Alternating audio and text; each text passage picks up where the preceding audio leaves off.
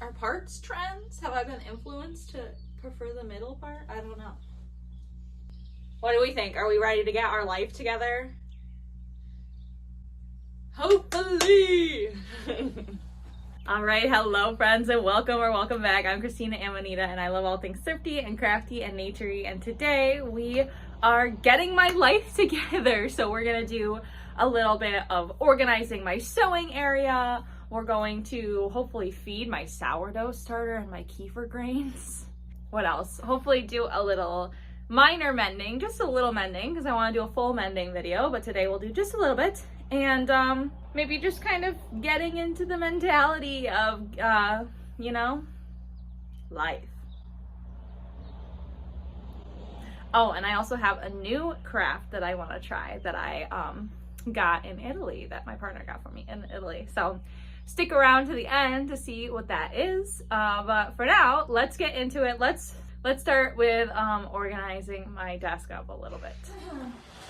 Hopefully this will be pretty quick and painless. Step one, I'm just gonna move my sewing machine out of the way because it is already ready to use because I fixed it in my last video. All right, what else do we got on this desk? So, oh boy. This is for the end of the video. I'm gonna keep this. We've got just some threads hanging around, some tools from my sewing machine. Let's just see if we can get everything into its place.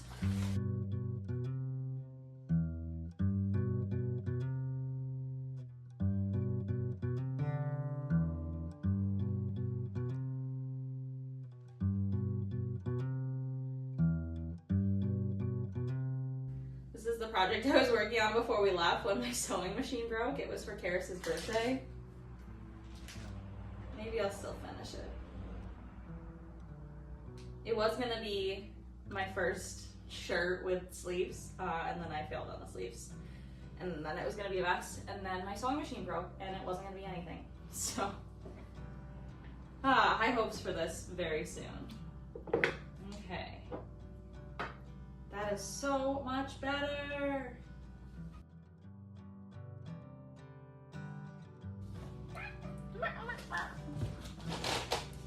I'm still working on reading this book, but I highly recommend The Serviceberry, Abundance of Reciprocity in the Natural World by Robin Wall Kimmerer.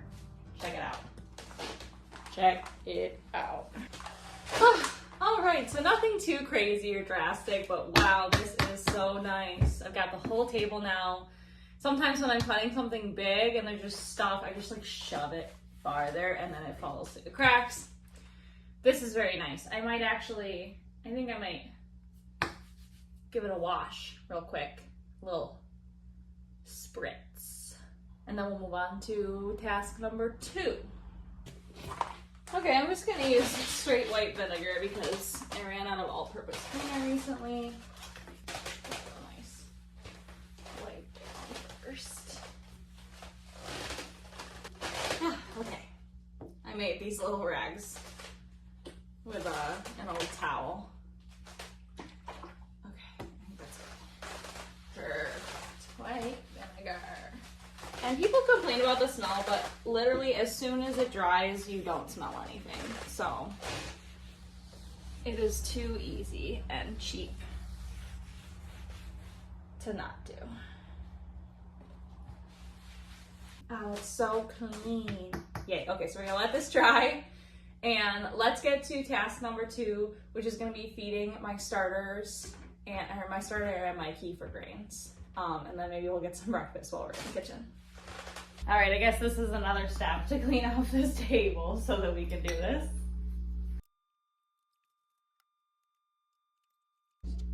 Okay. That's good enough for now. Okay. Unfortunately, you can see the lighting in my kitchen sucks, but just for this quick part. So this is just a quick little task we're doing. Okay, so it's been a while. It's been too long for sure. Let's do the kefir grains first because I'm just going to feed these and put them back in the fridge, I think. And I think all I need to do is add some sugar. All right, so I don't actually know how much to feed it, but I think just like a spoon or 2 should do it. I just want to keep it alive for another couple days before I can actually get into it, because the last time I tried, which was my first time, nothing really happened, and I think it's because it was too cold in my house, and it is still probably too cold. But anyway, so I'm just gonna wait another week or two for the weather to get nice and warm so that I can do this properly and make some kefir. So I got these grains from a friend. It's water kefir, and we feed them sugar just like how we're gonna feed our sourdough flour. So this goes back in the fridge. Okay, so now we feed the starter, and I do actually want to use this today or tomorrow. So I'm gonna dump out half, and then technically you're supposed to put an equal amount of starter, flour, and water. We do our best, and we just feel it out. That's all there is to it. All right, I'm gonna dump it. Here's our sourdough. It looks gross, I know. Okay, so now the good half is going in here. And I just wanted to qualify, when I say dumping off, I just dump it down in the sink usually. You can also compost it, or you can, if it's good starter that you're casting off, just because you have to dump some, you can just make it into like a super easy recipe real quick. This is not a tutorial on sourdough. I just thought I'd show kind of the process of feeding it. And people say like it's a lot of work, but like I said, this has been in the fridge for a month. And it seems okay to me. We just gotta feed it first. I need a spoon to get the rest of this out. I want to use it. If you'd like to see me making some sourdough stuff, let me know down in the comments.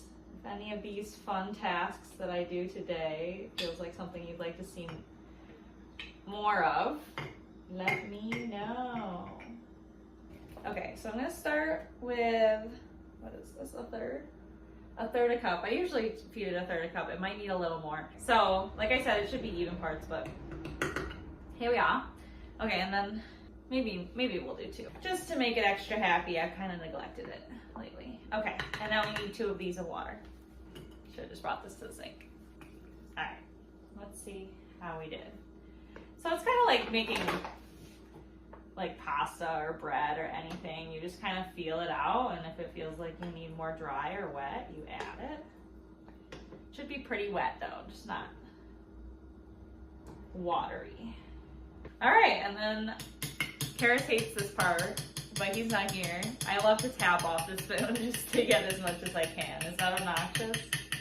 I think I learned that from my mom. Okay, and then you want a top on it that allows air but not bugs. And here we have my starter. What do we think? Yeah. Okay, so I washed up the jar a little bit and left it to soak, and then I left my sourdough starter in a warm, not too sunny spot on the counter, and we'll check on it in a few hours just to see how it's going and when I can make something. Ooh.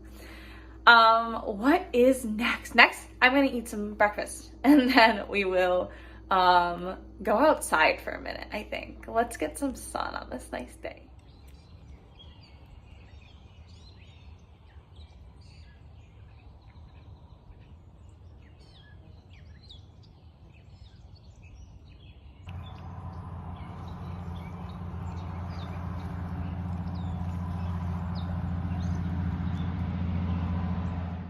Okay, we had a brief intermission because my storage filled up from all my Italy pictures and videos. And I'm switching gears. We're gonna go to the lake and we're gonna bring some mending that I can do by hand, and a book, and my ukulele, and just see what the vibe is there. You never know who's gonna be there, how many people, and what vibe they're given. So I'm gonna bring Karis's pants that need a fix in the crotch, I think. Yep.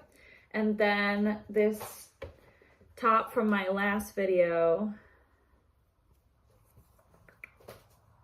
that has a big old hole. So I'm gonna try and fix these, and I also have a hat of Karis's that needs mending. So we'll just see what sparks joy today. So let's pack up this bag. I've got these. I need a needle. and thread. Okay, and I just need my library book. Held by the Land, A Guide to Indigenous Plants for Wellness by Lee Joseph. Seems pretty good so far. All right, well, I think we're ready to go. Okay, I think we did it. We got it. The crafts, the purse, the ukulele. I think my sunglasses are in there. Oh, we need something to sit on and then we're good. Let's do it. All right, we failed. I got like half a mile down the road and decided that the car was too messed up. I'm in Karis's car today. He took my car because he has to get his brakes done tomorrow. And it wasn't even, the brakes are bad, but like I could have made it to the lake. It's only a few miles, but his tire is also super leaky and today it is almost flat and there's like nowhere to fill up a tire around here. So damn, no lake today. Maybe I can get Karis to take me tonight when he gets home. But for now, I guess we will sit out in the lawn. I wanted to avoid kind of the bugs. Anywho, all right, let's find a nice spot to sit and get into some of these projects to get my life together today.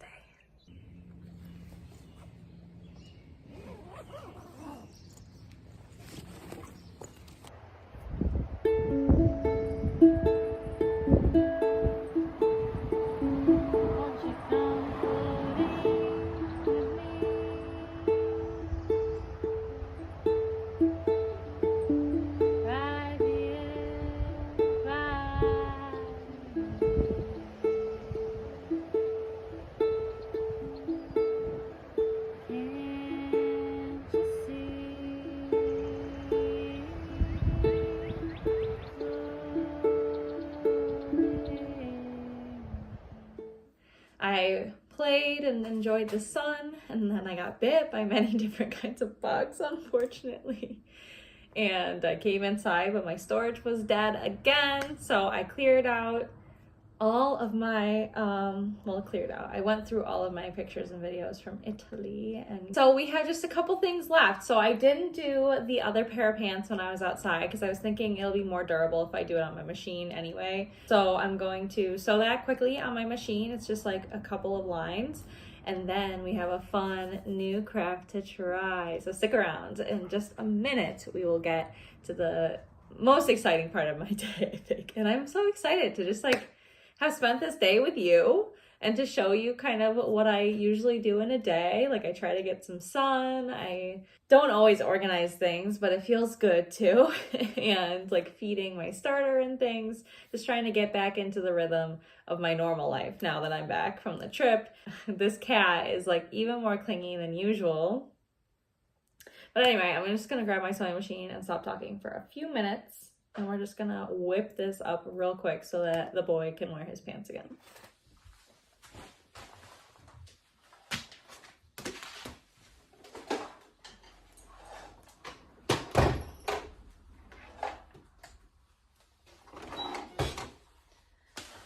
Alright, I'm just gonna leave in the thread that's already in here. I'm just gonna sew along the existing seam with a zigzag.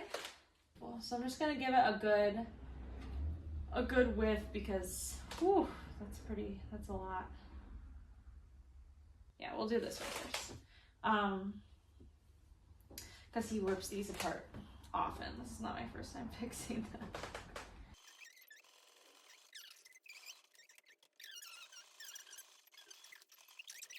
This fabric kind of just falls apart, so trying to make the most of it by doing a nice zigzag through the machine.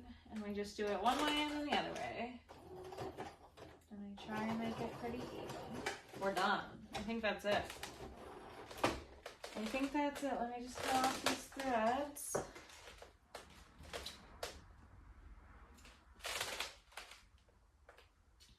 That was too easy. Okay. And voila! The pants are fixed. There's no more hole. For now. Oh no. Did I? Okay, sorry. I panicked for a second thinking that I sewed something together where I shouldn't have. That's probably the main issue that happens in sewing. That sucks. Okay. All right, it's like, it's not perfect, but you know what? It's a crotch.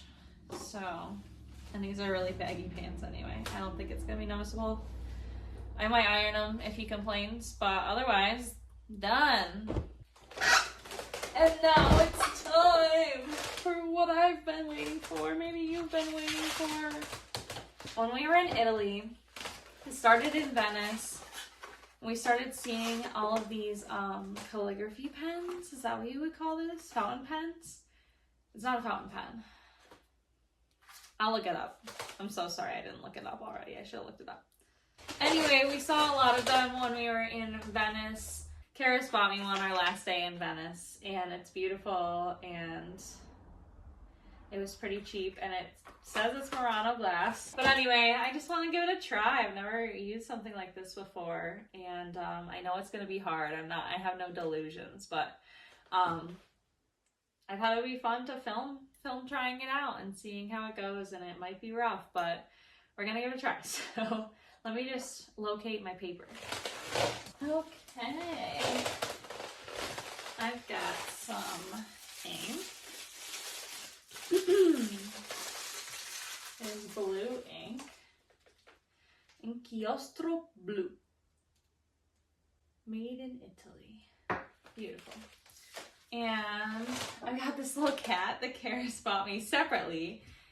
And I was thinking that it would be a good holder. It's actually perfect, and it like matches so cutely. Oh my gosh. Let me show you. Can you see? Can you see? See? Oh, see? So sweet. Okay. And then some paper. It's not computer paper. It's not really cardstock, but it's thicker. I feel like it's a good place to start. I have no idea. I'm just gonna give it a try, right? That's the best we can do. Let's do it. Whoa, it's really, ooh, it's filled to the brim. Okay. I mean, here goes nothing, right? I can't do it. I can't break this. I mean, I could break it, but like, I think we just try it. So we dip. How much do you dip though? That's a good question, I think.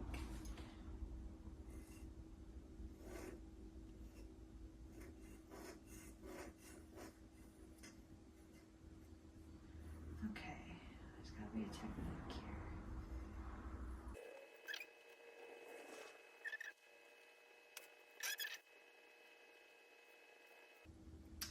All right, that was a fun little start. I'm gonna watch a video and then we'll do one more little clip of this, and then I think we'll call it a day. Okay, I watched the video and it was all on fountain pens because I still can't figure out what you would call this before fountain pens, but it still has the fountain tip. I think I need to dip more, maybe, and then he said to keep your fingers rigid and have it at a 45-degree angle. Hey, that's easier. Okay.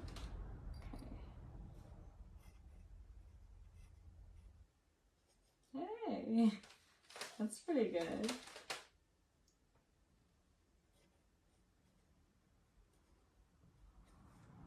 Alright, I don't know how much you can see, and even if you could see, probably wouldn't even be able to read, but I'm just writing about myself in Italian.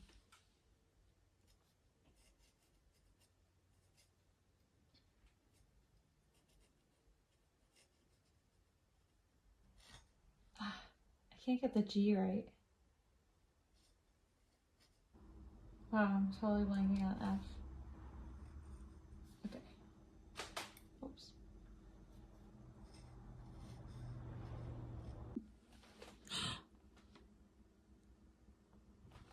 Oh, shit. I just got ink everywhere. Damn it. I was doing so well, and then the last second I was gonna write one more thing, and then I spilled everywhere. Crap. All right, that's how she blows, I guess.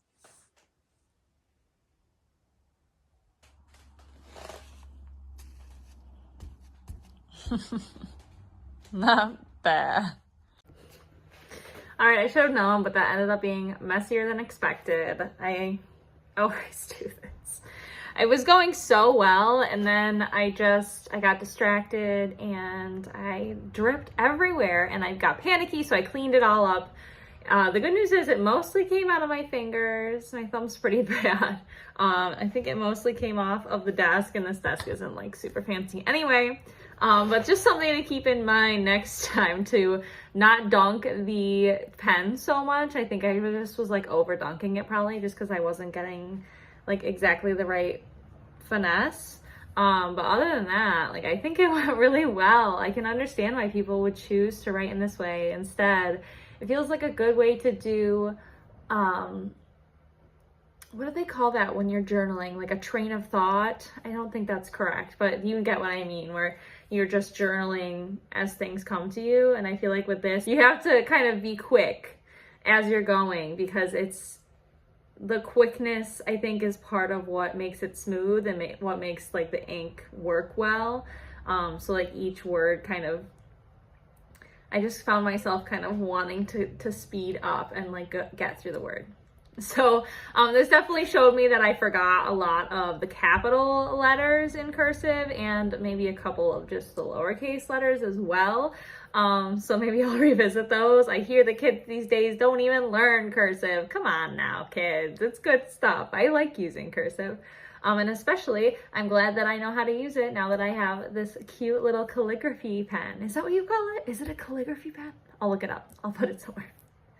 Anyway, this was a fun little mystery craft. I hope that it was exciting to you. Maybe you feel inspired to find yourself a little, I mean, it was like 12 euros, I think, for the pen and the bottle. And then sometimes they come with a holder. Like, it was pretty good. The one thing, I definitely want to look into the ink and see what it's made of and how toxic it is.